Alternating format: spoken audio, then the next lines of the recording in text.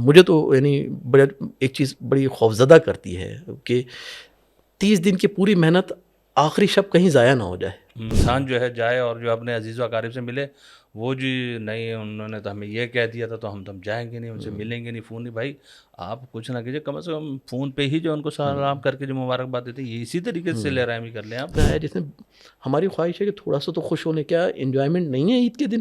کرنے کیا ہم نئے کپڑے جو آپ کہہ رہے ہیں نا اب یہ اس طرح سے ہونے چاہیے، مطلب ہم اپنی مرضی کے کپڑے نہیں پہن سکتے؟ کیا ہم اپنی مرضی سے پارک اور یہ سب چیزیں گھومنے نہیں جا سکتے؟ کیا ہم اپنی مرضی سے کوئی چیز دیکھ نہیں سکتے؟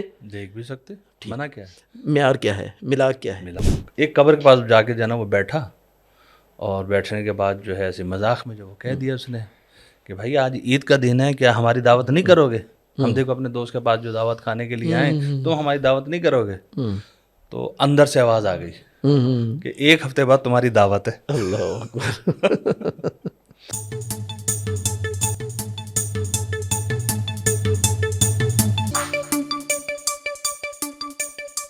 السلام علیکم ورحمۃ اللہ. خیریت سے ہیں؟ طبیعت ٹھیک ہے؟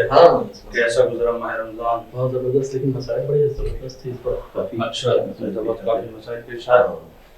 یہ تو ہر ماہ رمضان میں تقریباً جو ہے مسائل پیش آتے ہی رہتے ہیں، اور جو بھی ہے ہمارے معاشرے کی مسائل عید کے بھی ہیں بہرحال اپنی جگہ پہ. ہاں، عید کی بھی مسائل بار رمضان کی جو آخری ہفتہ ہے وہ تو بہت ہی زیادہ بزی گزرا سب کا. ظاہر ہے کہ آخری ہفتہ جو ہے قبلہ جس طریقے سے روایات میں بھی ہے کہ آخری عشرہ پیغمبر اکرم صلی اللہ علیہ وآلہ وسلم بوریا بستر جو ہے وہ اپنے بستر کو لپیٹ دیتے تھے اور عبادت الہی میں جو ہے وہ مشغول رہتے تھے. جی. تو ظاہر ہے کہ یہ ہم لوگوں کے لیے بھی ایک مشعل ہدایت ہے اور مشعل راہ ہے. روایات میں چند ایام ہیں جن میں بخشش کے حوالے سے کہا گیا. ایک ماہ مبارک رمضان کا آخری عشرہ، روز عرفہ خصوصاً، یہ وہ ایام ہے جس میں بخشش کی امید زیادہ ہے. در رحمت الہی باز ہیں. 20 دن گزارے اس نے عبادت پروردگار میں انسان نے، اور اس کے بعد پھر آخری عشرہ جس کو نصیب ہوا. لیکن اگر یہ دیکھا جائے کیونکہ عید ہے اور عید کا موسم جو ہے اور خوشی کا دن جو ہے، لیکن رحمت پروردگار عالم دیکھیں کہ کس طریقے سے ماہ رجب، ماہ شعبان، پھر ماہ خدا، اور پھر ان 3 مہینوں کی ریاضت کے بعد جو ہے پروردگار عالم ایک خوشی جو ہے گویا کہ جو وہ دے رہا ہے کہ جس طریقے سے جو ہے ہم اگر قرآن کی آیات کی طرف بھی نگاہ کریں کہ اس سے جو سمجھ میں یہی آتا ہے کہ جو ہے پروردگار عالم نے جو ہے انسان کے لیے اس عید کو جو قرار دیا ہے. رحمت پروردگار اور ربوبیت پروردگار، یہ 2 چیزیں ایسی ہیں کہ ان کو اگر دیکھا جائے تو پروردگار نے اپنی ربوبیت کے سائے تلے اپنی رحمت کو رکھا ہے، اور ہر انسان تک اپنی رحمت کو بہرحال پہنچایا ہے، رحمت عمومی کو. لیکن خصوصی رحمت مومنین کے لیے ہے. بے شک. بسم اللہ الرحمن الرحیم، جیسے ہم کہتے ہیں الرحمن الرحیم کا معنی کرتے ہیں. الرحمن الرحیم، رحمانیت اور رحیمیت 2 الگ الگ صفات ہیں. تو رحمت عمومی سب کے لیے، یعنی یہ آسمان سے بارش کا نازل ہونا مخصوص مومنین نہیں ہے، رحمت عمومی ہے، سب اس کے اندر سب مستفید ہوں گے. بہت ساری چیزیں ایسی ہیں کائنات کے اندر جو ہر ایک کے لیے ہیں، لیکن بعض رحمت کے مظاہر خصوصی ہیں جو صرف اور صرف مومنین کے لیے ہیں. ان میں سے یہی ایک روز عید ہے. بے شک. کہ جو رحمت خصوصی ہے کس کے لیے؟ مومن کے لیے. عید کا معنی جو ہمارے ایک معاشرے میں پایا جاتا ہے قبلہ، اگر اس کو تھوڑا سا واضح کر دیا جائے کہ لوگ سمجھیں کہ عید یعنی کیا. ہاں، اصل چیز جو ہے ہمارے اچھا یہ ہمارے یہاں خصوصاً ماہ مبارک رمضان میں آخری ایام جب آتے ہیں، آپ نے بھی دیکھا ہوگا کہ عموماً اعمال کی شب ہوتی ہے، اس میں اعمال بھی کیے جاتے ہیں، اور پھر اس کے علاوہ جو آخری شب ہوتی ہے جو اعمال کی، ویسے تو ہر شب ہی عمل کی ہے، کوئی نہ کوئی عمل بے شک ایسے ہی ہے، اور بظاہر تو لگتا ہے کہ تھکا دیا ہے اسلام نے، شریعت نے، ایسا محسوس ہے کہ اتنی نمازیں، اتنی دعائیں. لیکن اگر اس کی ڈیپتھ کو دیکھا جائے، عمق کو دیکھا جائے کہ خدا کی رحمتیں کتنی، یعنی اس ماہ مبارک میں کیا تھا، ایک طرح سے جسے ہم کہتے ہیں نا سیل لگی ہوئی تھی، ہر چیز آسانی سے اور زیادہ کثرت سے، یعنی آسانی سے اور زیادہ مل، ڈسکاؤنٹ کے اوپر، ڈسکاؤنٹ کے اوپر. یعنی اس حد تک خدا کی رحمت کے دروازے کھلے تھے کہ روزہ دار اس ماہ مبارک رمضان میں سانس لیتا تھا، خدا عبادت تسبیح شمار کرتا تھا، سونا عبادت بنا ہوا تھا. یعنی عجیب بات ہے، یعنی جب سونا عبادت ہے تو جاگ کر اگر عبادت کرے گا تو عبادتیں کہاں ہوں گی. یہی بتایا ہے شریعت نے. خیر بہرحال یہ آخری ایام جو تھے اس میں عبادتیں کرنے کے بعد انسان کہاں پہنچا ہے یہ پہنچنے کے بعد جو ہے یہ روز عید آیا ہے. عید کے معنی اگر سمجھ میں آ جائے تو پھر یہ پچھلا مہینہ پورا جو ہے وہ اس کا حاصل حصول اور سب کچھ سمجھ میں آ جائے گا کہ کیا ہوا یہ 3 مہینے جو تھے. اگر یہ خود عید کلمہ عید کو اگر ہم دیکھیں تو اس میں کتنی لذت اور جاذبیت پائی جاتی ہے. تو کیا معنی کریں مثلا ہم کہیں کہ پبلک کو یا اپنے لوگوں سننے والوں کو کہ عید یعنی کیا؟ ہاں، اور یہ ہماری اس کے اندر یعنی ہماری جو نشستیں ہوتی ہیں نا، بیٹھکیں جسے کہتے ہیں ہم آخری ایام کی، اس کے اندر اس چیز کی طرف توجہ رہنی چاہیے اور اس میں گفتگو آپس میں ہمیں کرنی بھی چاہیے کہ بھائی یہ آخری جو رمضان کا آخری ہفتہ آ رہا ہے، اب اس آخری ہفتے میں ہمیں عید کی تیاری کرنی ہے. بے شک. ایک تیاری جو ہم کرتے ہیں وہ کیا کرتے ہیں جناب، اچھے کپڑے بنانے. صحیح ہے، بنانے بالکل بنانے چاہیے، برانڈ ہونے چاہیے. یہ بھی ایک بڑا مسئلہ یہ ہے. ابھی عید کے معنی بعد میں کریں گے، پہلے اس مسئلے کے اوپر بھی گفتگو ہونی چاہیے. آخری ہفتہ یعنی عید کے کپڑے بنانے. اب وہ خواتین مرد بچے سب ایک یعنی سب نہیں ہیں، بہت ہی یعنی ان خواتین مرد اور بچوں جو گھر کے سربراہان ہیں اور خواتین بھی ہیں ہماری یا مرد حضرات بھی ہیں، ایک ذرا وہ ہے برانڈ کانشیس. یعنی کیا مطلب، یعنی برانڈ سیکنگ ہو جاتے ہیں، فلاں برانڈ کا ہی کپڑا بنے گا. جی ٹھیک. اچھا، اسلام نے کیا یعنی اس کی یہ لباس بنانے کے حوالے سے اسلام نے کیسا لباس کہا ہے بنانے کے لیے، کس حد تک ہونا چاہیے؟ لباس التقویٰ. لباس التقویٰ ایک، جی لباس التقویٰ خیر لکم، بہترین ہے. نہیں، دنیا میں ایسا اپنا ذاتی لباس بنوانا چاہتا ہوں، ذاتی گھر ہے، ذاتی لباس ہے، کس حد تک میری شان کے مطابق ہونا چاہیے. ٹھیک. اگر اس سے بڑھ کر میں کر رہا ہوں کوئی چیز، یعنی میں اپنے آپ کو بس کیونکہ اطراف میں لوگ جو ہیں وہ کر رہے ہیں تو اب مجھے بھی یہی کرنا ہے، یہ تو آیا یہ صحیح ہے؟ نہیں، ظاہر یہ اسراف کے شاید زمرے میں نہ آ جائے کہ ظاہر جب میری شانیت ہی نہیں ہے. میں مثلاً جو میں اپنی بات کروں، میں جی جوڑا جو عید کا جو ہے لے سکتا ہوں 1,500 یا 2,000 روپے کا مثلاً. ٹھیک ہے، لیکن برانڈ فلاں برانڈ جو ہے وہ 5-6 ہزار مثلاً، وہ کم بتا رہا ہوں میں قبلہ یہ، لیکن 10,000 کا ہے، 15,000 کا. لیکن یہ ظاہراً اگر دیکھا جائے تو اسلام اس کو جو ہے وہ اجازت نہیں دے گا کہ انسان اپنی شانیت سے زیادہ جو ہے وہ جو ہے خرچ کرے. ہمارے یہاں ایک صاحب تھے، وہ گئے اور آئے واپس، کہنے لگے کہ ان کے یہاں تو عید نہیں منائی گئی. میں نے کہا کیوں، کیا خدا نخواستہ کوئی موت ہو گئی تھی؟ کیونکہ ہمارے معاشرے میں ہوتا ہے کہ موت کے بعد عید نہیں منائی جاتی. عید نہ منانا بہرحال ایک یہ بھی ایک علیحدہ ٹاپک ہے. بالکل کیا ہے، بالکل. خیر کہیں فلاں عید نہیں منائی گئی، کیوں کہ ان کے یہاں وہ ہم گئے تو بچے نارمل کپڑے پہنے ہوئے تھے. کیا مطلب نارمل کپڑے پہنے ہوئے تھے؟ کہ کوئی برانڈ کا کپڑا ہی نہیں پہنا ہوا تھا. ہم تو بھائی فلاں برانڈ کے کپڑے پہنتے ہیں، اس کے علاوہ ہم عید کے دن فلاں برانڈ کے کپڑے پہنتے ہیں، اس کے علاوہ ہمارے یہاں کوئی لباس نہیں آتا. یہ فکر جو ہے یہ صحیح نہیں ہے، روایت مطابق نہیں ہے. کیونکہ شریعت اور دین کا جو دائرہ وہ یہ ہے کہ آپ اپنی شان کے مطابق لباس پہنیں، جو آپ کی شان ہے، جو بھی شان ہے، جو آپ کے معاشرے میں آپ جیسے افراد پہنتے ہیں وہ آپ پہنیں. بے شک ایسا ہی. اب ہمارے یہاں ہوتا کیا ہے کہ اس برانڈ سیکنگ کی وجہ سے ہوتا کیا ہے کہ جناب، اب کیونکہ مجھے برانڈ سیکنگ ہوں، میں برانڈ کا ہی پہننا ہے مجھے، کیونکہ میں دکھاؤں گا، لوگوں کو بتاؤں گا نہیں کہ میں نے برانڈ کا پہنا ہے تو پھر میری عید نہیں ہوگی. تو اس کے لیے کیا کرتے ہیں، مقروض ہو جاتے ہیں اور پھر پورا سال قرضہ ادا کرنے میں لگ جاتا ہے اپنی زندگی کو. اسلام شاید اس چیز کی اجازت نہیں دیتا. اسلام کہتا ہے جو آپ کی حیثیت ہے اس کے مطابق آپ جو ہے وہ لباس بھی لیجیے، ہر چیز ہر جگہ جو آ جائے. اس پہ آپ کے اس پہ یاد آ گیا کہ ایک دفعہ ہم ایران میں تھے اور زیارات پہ کچھ آئے ہوئے تھے زائرین، تو ان کے ساتھ اتفاق سے جاننے والے تھے، تو ہم جو ہے ان کو لے کے گئے. اور ان کی تھی وہ عید نوروز.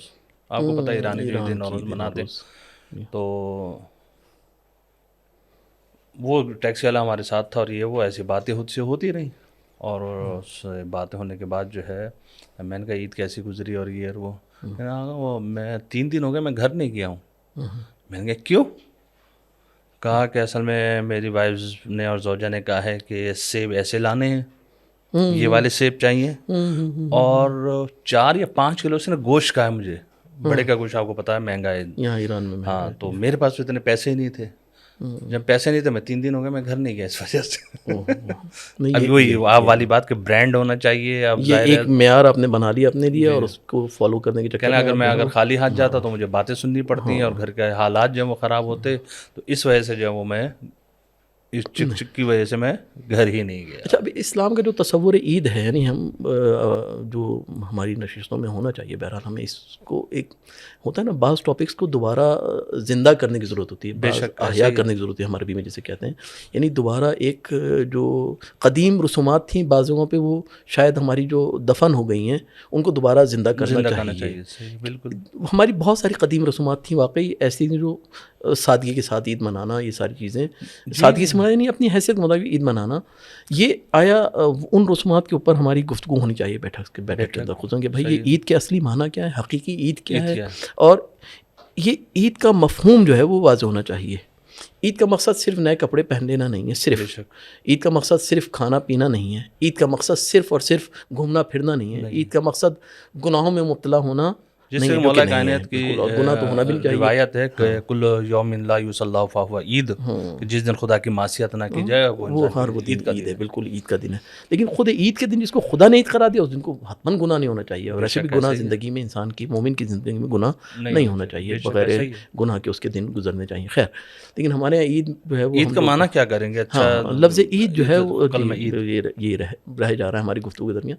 عید جو ہے وہ لفظ جو عید کے اصلی ورڈز ہیں، لیٹرز جو ہیں وہ عین واو دال عود سے ہے. عود کے معنی ہے پلٹنا. کہاں پلٹنا ہے یا کہاں پلٹا ہے کہ اس کو عید جو ہے وہ دی گئی ہے، اور کس کی عید حقیقی یہ روایت میں بہرحال بیان کیا گیا ہے. عود اگر لیا جائے پلٹنے سے تو اس پورے مہینے میں، بلکہ اگر اس کو رجب سے ہم شمار کریں، رجب شعبان اور رمضان کا مہینہ پورا گزارنے کے بعد انسان کہاں پلٹ گیا؟ اپنی فطرت اصلی، وہ انسانی فطرت جو تھی اس کی طرف پلٹ گیا ہے. اس کو انا للہ و انا الیہ راجعون، بالکل یہی ہے. یا جس طریقے سے مولا کائنات کی جو ہے وہ روایت ہے کہ رحم اللہ امرأن علم من عین فی عین الی عین. بالکل بالکل. اگر اس کو بھی اگر دیکھا جائے تو شاید عید جو ہے ہمیں اسی طرف جو ہے رب کی طرف جو ہے وہ پلٹا رہی ہے. بالکل ایسا ہی ہے، بالکل ایسا ہی ہے.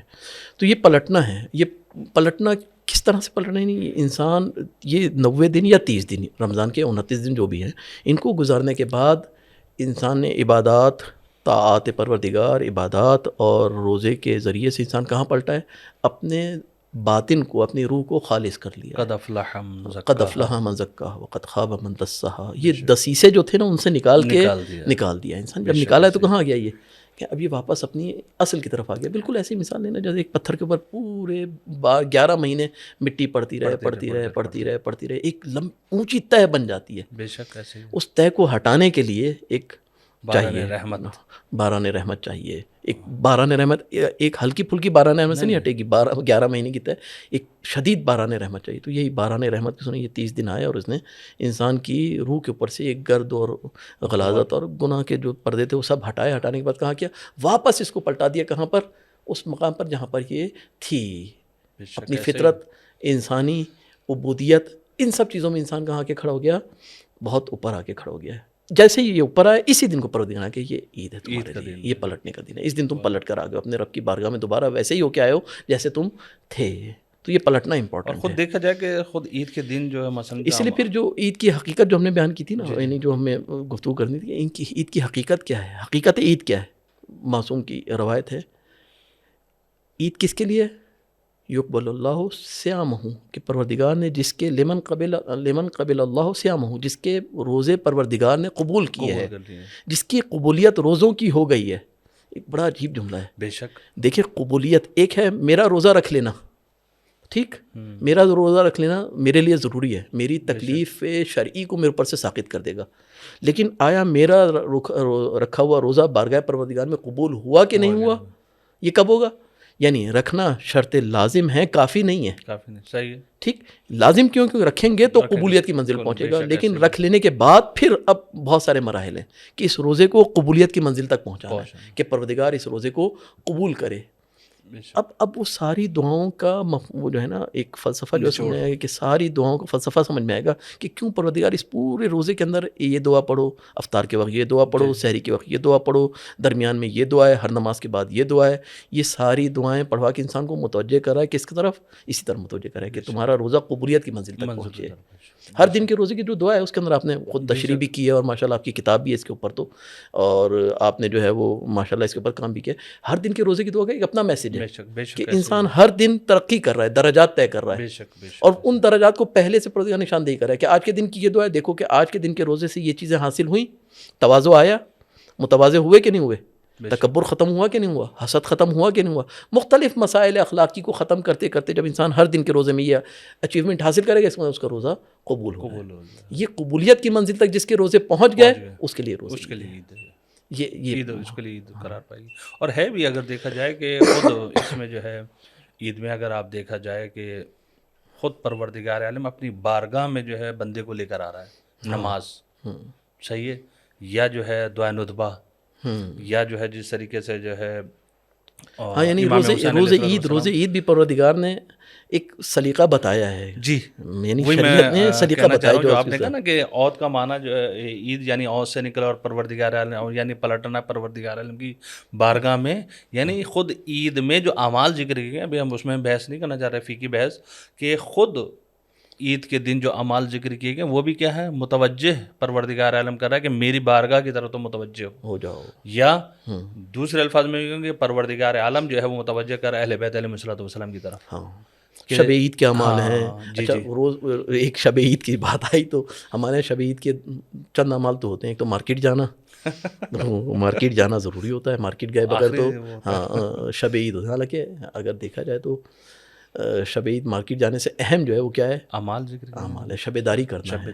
بے شک ایسے ہی بالکل یعنی اس کی بہت زیادہ فضیلت ہے اس شب کی. بہرحال ایک وہ فقہی مسئلہ بہرحال اپنی جگہ پہ نہیں، وہ اعمال شرعی جو ہمارے یہاں بیان کیے گئے اعمال وہ اپنی جگہ پر، لیکن خود اس شب کی بہت اہمیت ہے.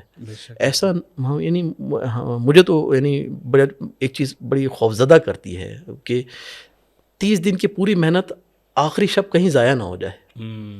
یہ ہم لوگوں کے لیے بہت امپورٹنٹ ہے اس طرح متوجہ ہونا کہ 30 دن کی محنت کہیں ایسا نہ ہو کہ آخری دن یہ ضائع ہو جائے. آخری دن اپنے آپ کو بچانا ہے، نامحرم سے بچانا ہے، بے شک دنیا میں مبتلا ہونے سے وابستگی. جو 30 دن خدا نے وابستگی دنیا سے ختم کروائی ہے، یعنی یہ وابستگی کس انداز سے ختم کروائی پتہ ہے کہ یعنی وہ پروردگار جو 11 مہینے رزق دے رہا ہے نا رزق کھانے پینے سے، ایک مہینہ آگے کہتا نہیں ابھی کھانا نہیں کھاؤ. کیا مطلب یعنی چاہ کیا پتہ کہ دنیا سے وابستگی کسی طرح سے بھی ختم کرو. دنیا سے وابستگی ختم کرو، اتنا ہی لو دنیا سے جتنا ضروری ہے. بے شک جو تمہاری دنیا کو چلاتا رہے، بس دنیا جو آخرت کے لیے ہو اتنی دنیا لے لو. تو کہیں ایسا نہ ہو کہ یہ دنیا جس سے وابستگی خدا نے ختم کرائی 30 دن، اور آخری دن جو ہے کہ ہم نے اس کو جو ہے تو عید کا جو مفہوم سمجھا جاتا ہے وہ یہ کہ عید والے دن جو ہے فلم دیکھے جی، ٹائم تو پاس کرنا ہے نا، ٹائم تو پاس کرنا ہے. اب کیسے ٹائم پاس ہوگا کہ جی فلم لگی، فلم چلائیں گے، اس میں میوزک بھی ہوگا، اس میں گناہ کی چیزیں بھی ہوں گی، معصیت والی، تو پھر فلم دیکھنا پھر یہ در حقیقت پھر یہ جو معنی کیا گیا ہے لغوی لحاظ سے بھی پلٹنا، پھر وہ عید کا تصور نہیں آئے گا. کیوں؟ معصیت آ گئی. جب معصیت آ گئی تو وہاں خوشی کہاں ہے؟ خوشی بالکل. اور مولا کا وہ فرمان پھر یہاں پر سمجھ میں آئے گا کہ ہر وہ دن کی جس میں گناہ نہ ہو وہ عید ہے، اور بس جس میں گناہ ہو جائے وہ عید نہیں رہے گا. خدا نے عید قرار دی. تو ہم یہ سمجھ رہے ہیں کہ عید کا دن ہے، لیکن کیونکہ ہم معصیت میں پڑ گئے، ہم گناہ میں پڑ گئے. یا عید کے دن ایک اور چیز صلہ رحمی، انسان جو ہے جائے اور جو اپنے عزیز و اقارب سے ملے. وہ جی نہیں انہوں نے تو ہمیں یہ کہہ دیا تھا تو ہم جائیں گے نہیں، ان سے ملیں گے نہیں. فون نہیں بھائی، آپ کچھ نہ کیجیے، کم از کم فون پہ ہی جو ان کو سلام کر کے جو مبارکباد دیتے ہیں، یہ اسی طریقے سے صلہ رحمی کر لیں آپ. ہاں یہ بہت امپورٹنٹ ہے. یعنی عید کے دن ایک ہمارے یہاں رائج ہے یہ، اور ایک اچھی چیز ہے، بہت واقعی بہت اچھی چیز ہے کہ ہمارے عید کے دن ایک دوسرے سے عید ملنے کا سلسلہ. یعنی جو شاید مہینوں میں ایک دفعہ، سالوں میں ایک دفعہ ملتے ہیں، وہ عید کے دن بہرحال ایک دوسرے سے ملنے کے لیے جاتے ہیں، رشتہ دار بھی اور دوست احباب بھی. ایک اچھا سلسلہ ہے یہ واقعی، یعنی یہ ہونا چاہیے اور یہ ہے. یعنی اس کی جتنی ہم تعریف کریں اپنے معاشرے کی کم ہے، کہ ہمارے معاشرے میں یہ واقعی بہت اچھی چیز رائج ہے کہ ہم عید کے دن ایک دوسرے کے گھر جاتے ہیں، اور جہاں پہ کبھی نہیں گئے، یعنی پورے سال نہیں گئے، اس دن بھی اس سے ملنے کے لیے جاتے ہیں. صلہ رحمی جو ہے لطیفہ یاد آ رہا ہے کہ جیسے ہوتے دوستان، جیسے اپنے کام ملنے جاتے ہیں، بہت اچھا ہے کہ چند دوست جو ہے نا وہ جمع ہو کے مختلف دوستوں کے گئے. تو ایک دوست کا جو ہے نا وہ گھر جو وہ قبرستان کے قریب تھا. تو جب اس کا گھر جو قبرستان کے قریب تھا تو گئے، تو دروازہ بجایا. جب دروازہ بجایا تو وہ دوست نکل گیا تھا. آپ کو پتہ ہے جوان ہیں تو تھوڑی شرارت تو سوچتی ہے ان کو. تو ایک قبر کے پاس جا کے جو ہے نا وہ بیٹھا، اور بیٹھنے کے بعد جو ہے ایسے مذاق میں جو وہ کہہ دیا اس نے کہ بھائی آج عید کا دن ہے، کیا ہماری دعوت نہیں کرو گے؟ ہم دیکھو اپنے دوست کے پاس جو دعوت کھانے کے لیے آئیں، تو ہماری دعوت نہیں کرو گے؟ تو اندر سے آواز آ گئی کہ 1 ہفتے بعد تمہاری دعوت ہے. اللہ اکبر. اب یہ تو پریشان کہ جو 1 ہفتے بعد میری دعوت ہے، تو اس کا مطلب کیا ہو گیا کہ کیونکہ اب اندر سے آواز آئی ہے، یعنی میری زندگی 1 ہفتے کی ہے اب ختم. عید اب اس کی بیچاری کی ختم ہے. دوستان آئے کہ بھائی کیا ہوا, خیریت تو ہے, تمہارا چہرہ یہ کہ بھائی بس آپ عید مناؤ, میں جا رہا ہوں. کہاں جا رہا ہوں؟ بس میں گھر جا رہا ہوں. بھائی ہوا کیا, بتاؤ تو صحیح. کہ ایسے ایسے میں نے کہا تھا, اور اندر سے جو جواب آیا تھا ایک ہفتے, یعنی اس کا مطلب یہ ہے کہ میں بس جو ہوں بس ایک ہفتے جو زندہ رہوں گا, اور اس کے بعد جو میں چلا جاؤں گا. انہوں نے کہا نہیں ایسا نہیں ہے. نہیں بھائی آواز آئی ہے, تم نے نہیں سنی, میں نے سنی ہے. اب زندگی ہوگی مفلوج بیچارے کی. عید وید اس کی ختم ہو گئی. اب جو ہے وہ کہ صاحب جو ہے کیا نام ہے, گھر گئے, مصلی بچھائے, عبادت یہ وہ, ہفتہ گزر گیا, لیکن موت نہیں آئی اس کو. لیکن بہرحال اس کا دل گردہ تھا جو واپس چلا گیا. ہم جیسا تو بھاگ کے گئے, ہم نہیں جائیں گے جب موت نہیں آئی تو. لیکن اس نے ہمت کی, اور جو پورا ہفتہ ہونے کے بعد پہنچ گئے شام میں. ویسے یہ بھی پروردگار کی بڑی رحمتوں میں سے ایک رحمت ہے کہ انسان کو, بہرحال ویسے تو ہر شخص کو ہمیں متوجہ رہنا چاہیے کہ موت کسی وقت بھی آ سکتی ہے, لیکن اگر کسی کو پتہ چل جاتا ہے کہ اب موت آنے والی ہے, بس بھی کچھ ٹائم ہے میرے پاس, تو بہرحال یہ بھی ایک رحمت ہے. وہی میں کہہ رہا ہوں کہ پورے ایام میں اپنے معاملات کو اچھی طرح سے درست کر جوان نے کیا چلا گیا. جو اہم پیغام ہے نا, وہ اس کی طرف میں جو ہوں ظاہر یعنی اپنے سننے والوں کو لے کر آنا چاہ رہا ہوں کہ پہنچ گیا. پہنچنے کے بعد قبر پہ کہا کہ آپ نے کہا تھا کہ ایک ہفتے بعد دعوت ہے, اور میں آ گیا. اندر سے آواز آئی, اندر آ جائیے, اندر آ جائیے. اب جو ہے وہ بڑے جری تھے کہ جو وہاں رکے بھی رہے. اور ہاں, اب اس نے کہا کہ اندر آ جائیے, اس کا مطلب کہ پکا انتظام ہے کہ اب ہم واپس نہیں آنا, اور ہم بلا لیا. میں کہہ رہے میں نے جو ہے قدم رکھا. اول وقت کی کتاب آغا دستغیب نے بھی دستغیب نے آغا عباس عزیزی کی کتاب میں نے پڑھا تھا, تو ادھر سے میں نقل کر رہا ہوں کو اول وقت نماز. تو بہرحال اندر گیا, کہتا جیسے میں نے قدم رکھا تو میں نے دیکھا قبر نہیں بلکہ سیڑھی بنی ہوئی ہے کوئی. میں نے قدم رکھا ایک, دوسرا, صاحب قبر نے کہا دائیں طرف. اب جو میں نے دائیں طرف دیکھا تو کیا دیکھا کہ وہاں پہ تو جو میوے رکھے ہوئے ہیں, تخت بچھا ہوا ہے, اور پھل وغیرہ ہیں, اور درخت لگے ہوئے. میں حیران اور پریشان. ہمارے ہاں کیا ہے کہ قبر یعنی بس, اور جو گئے تو یوں ہو جائے گا, جو بیان کیا جاتا ہے ہمارے ہاں. لیکن جس طریقے سے امام سجاد علیہ السلام نے فرمایا کہ یہی قبر جنت کے باغوں میں سے ایک باغ ہے, اور جہنم کے گڑھوں میں سے ایک گڑھا ہے. تو بہرحال اس کے لیے وہ جنت تھا. ہاں, تو بہرحال وہ چلے گئے, بیٹھے, باتیں کی, کھایا پیا, میوے وغیرہ کھا لیا. اور جب وہ ہو گیا تو اس نے ہمت کی کہ قبلہ مجھے اجازت, آپ کی دعوت ہم نے کھا لی, اب ہم جائیں. اس نے کہا جی آپ جا سکتے ہیں. اب یہ جیسے جانے لگا, کہتا ہے جیسے میں قبر سے باہر آنے لگا, میں نے کہا بس مجھے اتنا یہ بتا دیجئے کہ آپ نے میری دعوت کی, اور قبر کے متعلق جو میں نے تصور کیا ہوا تھا, جو سوچا ہوا تھا, یا ہمیں بتایا گیا تھا, وہ تو یہ چیزیں نہیں تھیں. تو یہ مقام آپ کو جنت میں کیسے ملا؟ تو اس نے کہا دو کام ہوں گے ویسے. زبردست. کہنے وہ دو کام کیا تھے؟ کہا دو کام میرے یہ تھے, ایک اول وقت نماز پڑھتا تھا, اور دوسرا میری دکان تھی ناپ تول میں کمی نہیں کرتا تھا. اس وجہ سے پروردگار عالم نے جو ہے اس قبر کے اندر مجھے یہ مقام عطا کیا. غالباً قاضی طباطبائی کا بھی جملہ ہے نا کہ دنیا چاہتے ہو اول وقت نماز پڑھو, آخرت چاہتے ہو تو بھی اول وقت نماز پڑھو. خدا دنیا بھی دے گا اول وقت نماز پڑھنے. بے شک ایسے ہی ہے, یعنی اس کی دنیا بھی. ہاں, میٹھا بھی رکھا ہے, سوئیاں دیکھیں آپ کے لیے رکھی ہوئی ہیں. آپ ویسے شیر خورمہ ہمارے یہاں ہے, ہوتا ہے, ایک بڑا اچھا سلسلہ ہے یہ بھی, کہ استحباب بھی ہے کہ جب عید کے دن آپ نکل رہے ہوں تو نماز عید سے پہلے افطار کریں خورمہ سے. قبلہ ایک سوال ہے, خدا آپ نے نماز عید کا کہہ دیا تو نماز عید کے حوالے سے ایک جو آتا ہے سوال کہ جو دعائے قنوت جو ہے نقل ہے, اس میں امام سے معصوم سے نقل ہے. جملے معصوم کیا ہیں تو یقیناً صحیح ہیں, اس میں تو کوئی شک نہیں. لیکن ہمارے فہم میں گڑبڑ ہو سکتی ہے, غلطی ہو سکتی ہے. وہ تو معصوم کے جملے بالکل صحیح ہیں. کہ ہمارے اعتراضات جو ہیں وہ, ہم سے بھی کوئی اعتراض کرتا ہے, ہم کہتے ہیں ہم پہ اعتراض کر رہے ہو یا امام پر؟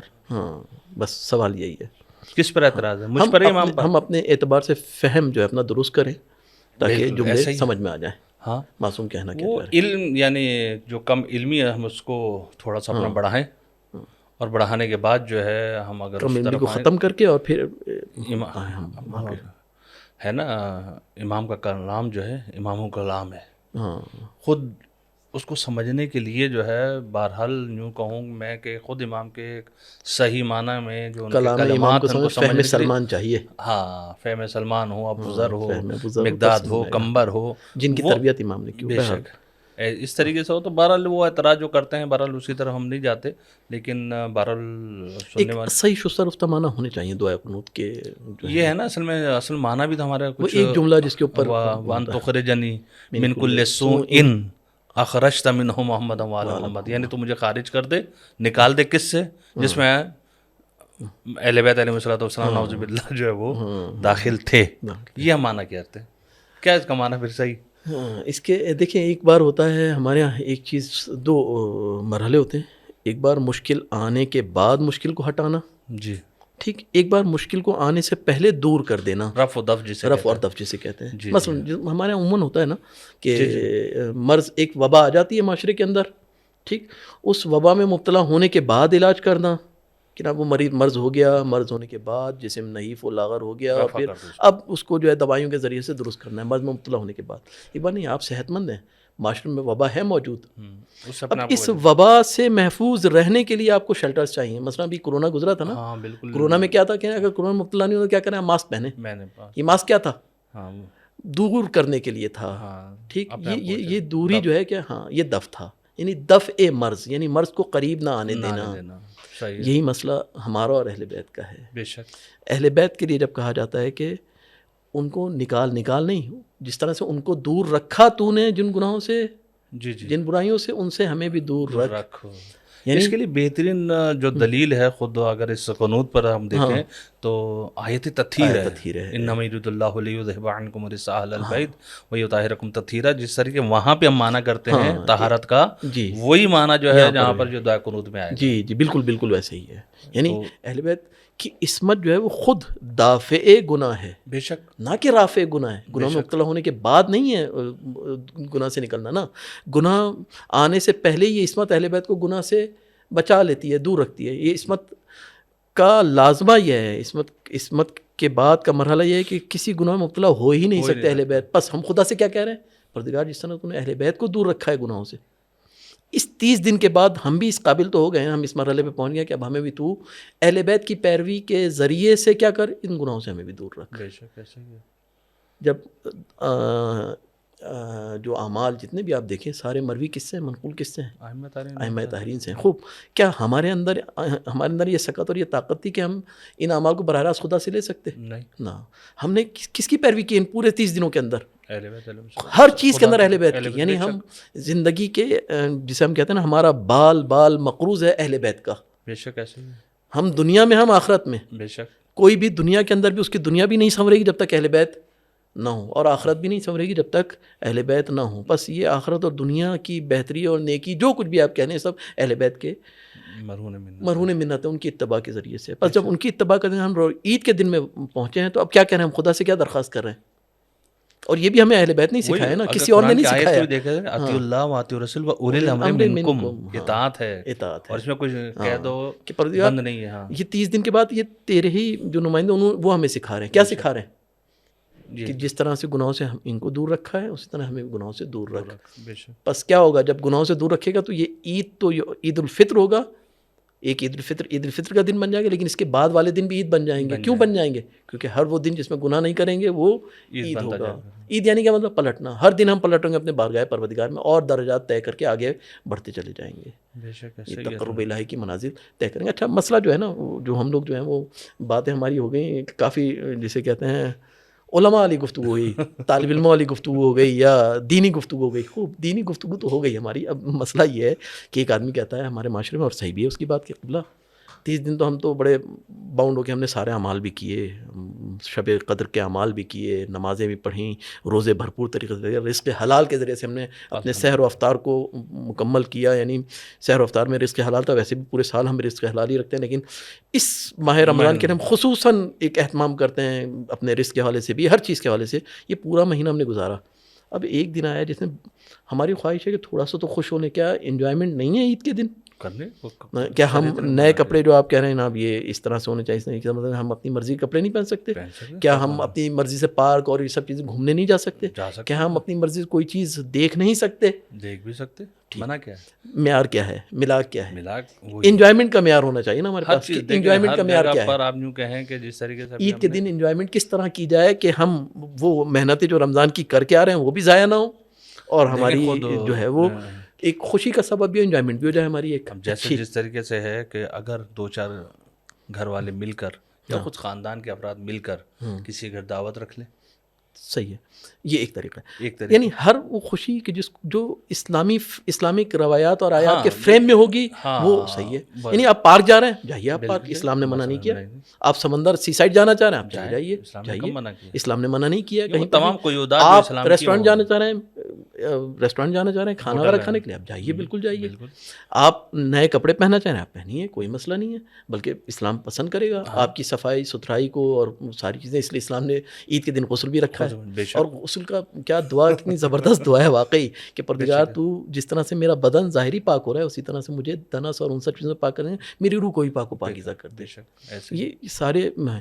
تو اسلام نے ایک فریم رکھا ہے، اس فریم کی اگر آپ وضاحت کر دیں کہ کیسی ہونی چاہیے. مطلب میں پارک جا رہا ہوں، میں کیا کروں کہ اسلامی فریم میں بھی رہوں، میری انجوائمنٹ بھی ہو جائے. میں سی سائڈ جا رہا ہوں، اسلامک فریم میں بھی رہوں میں، اور دیکھو تمام قیودات جو آپ نے بیان کیے ہیں، وہ تمام قیودات جو اسلام کے ہیں ان کو مد نظر رکھتے ہوئے ہم چاہے پارک جائیں، یعنی حرام میں مبتلا نہ ہو، گناہ کا سبب نہ بنے آپ پہ جانا، ایک اسراف کا سبب نہ بنے. جہاں میں پتہ ہے کہ میں جاؤں گا تو گناہ میں مبتلا ہو جاؤں گا، تو شریعت کہتی ہے وہاں سے جو ہے نا اجتناب کریں، پرہیز کر لیں. اس لیے اکثر روایات میں آپ کو ملے گا تقوی کے بعد جو مرحلہ آتا ہے الورع کا آتا ہے. جس طریقے سے ماہ رمضان کے لیے بھی مولا کائنات نے رسول اکرم صلی اللہ علیہ وآلہ وسلم سے پوچھا تھا اس مہینے کا بہترین افضل ترین اعمال کیا ہے، تو رسول نے کیا فرمایا تھا کہ الورع یعنی پرہیزگاری ہے. لیکن پرہیزگاری ورع کا مطلب بہرحال آپ جانتے ہیں کہ تقوی سے بڑھ کر ہے اس کا مرحلہ، کہ جہاں پہ شبہ بھی ہو کسی چیز کے بارے میں، وہاں سے بھی انسان جو اپنے آپ کو جو ہے تقوی اخص کہہ سکتے ہیں نا اس کو، تو انسان جو ہے وہ کرے. اسی طریقے سے عید کے دن آپ جائیے، کسی نے منع کیا نہیں جا سکتے، آپ پارک میں جائیے، آپ ہوٹل میں جانا چاہتے ہیں جائیے، آپ سی سائڈ جانا چاہتے ہیں جائیے. لیکن کیا وہی تمام قیودات جو اسلام کی ہیں اس کو مد نظر رکھتے ہوئے آپ جو ہے وہ عید کر سکیں. لیکن ہمارا مرحلہ جو آتا ہے نا وہ عید کا، وہ یہ ہے کہ اصل میں ہم عید سمجھتے ہیں خوشی کا دن. جب خوشی کا دن ہے تو ہم آزاد ہو گئے. اب جب آزاد ہو گئے یعنی شریعت جو ہے ہمارے ایک طرف اور ہم جو حالانکہ 30 دن شیطان جو ہے وہ قید تھا، اور رمضان میں شیطان قید ہو گیا تھا. بے شک وہ عید کے دن یہ محسوس نہ ہو کہ آپ نے شیطان کو آزاد کر دیا ہے، کم سے کم آپ شیطان کو آزاد کرنے کا سبب نہ بنے، کم سے کم جو ہے وہ رہے. بہرحال یہ ٹاپک ہے عید کا، بڑا اچھا ہے. اجازت ہے یا بس کریں؟ کافی ہے انشاءاللہ. پھر انشاءاللہ اگلی آپ شیر خورما بھی کھائیے، ہم شیر خورما بھی کھائیں گے، چائے بھی پئیں گے. چائے آج نہیں آئی، آج موسم نہیں ہے تو چائے کا بھی کوئی امکان نہیں لگ رہا مجھے. ہاں چائے بعد میں پیتے ہیں، پہلے منہ میٹھا کریں، عید ہے کیونکہ، تو اس لیے جو ہے چلیں نکالیں، آپ اپنے مبارک ہاتھوں سے نکالیں، برکت بھی ہوگی انشاءاللہ. خدا سے دعا کرتے ہیں کہ اللہ تعالیٰ جو ہے ہمیں اسی طریقے سے حقیقی عید جو اہل بیت علیہ الصلوۃ والسلام کی نگاہ میں اس کو منانے کی توفیق عطا فرمائے. بس اللہ کرے ہماری انجوائمنٹ جو ہے وہ اس محنت کو ہماری ضائع نہ کریں جو 30 دن کی محنت ہے. واقعی یہ انجوائمنٹ ہو ہماری، ہر طرح سے ہم انجوائے بھی کریں اپنی عید کو، اور بہترین عید بنائیں، اور پروردگار ہزاروں عیدیں عطا کرے اور آپ کی نسلوں میں عیدیں رہیں باقی. اور لیکن الہی قوانین کے تحت میں، جب یہ عید الہی قوانین کے تحت میں ہوگی تو پھر عید رہے گی. عموماً ہم سمجھتے ہیں کہ یہ قوانین الہی جو ہے نا مطلب قید کا سبب بنتے ہیں، مقیدات، یعنی ایک وہ ہمیں محدود کر دیتے ہیں. ہاں محدود نہیں کرتے، وہ آپ کی حفاظت کرنے کے لیے ہوتے ہیں. بہت ساری جگہوں پہ جہاں پر آپ ایک کم چیز میں آپ کو رکھ کر، یعنی ایک محدود دائرے میں رکھ کر آپ کو ایک بڑے جگہ پر فائدہ پہنچایا جاتا ہے. بہرحال یہ ایک اپنی فکر ہے کہ انسان ان چیزوں کے احکامات اسلامی کو جو ہے وہ اپنے لیے قید و بند کر سکیں کہ بھائی یہ ہر جگہ پہ اسلام روک دیتا ہے، یہاں پر بھی نہیں کرو، یہ نہیں کرو، یہ نہیں کرو، یہ نہیں کرو. کیوں نہیں کرو؟ اہم چیز یہ ہے، وہ ہمارے فائدہ آپ کے لیے، آپ کی طرف پلٹتا ہے، آپ کی طرف پلٹ رہا ہے فائدہ.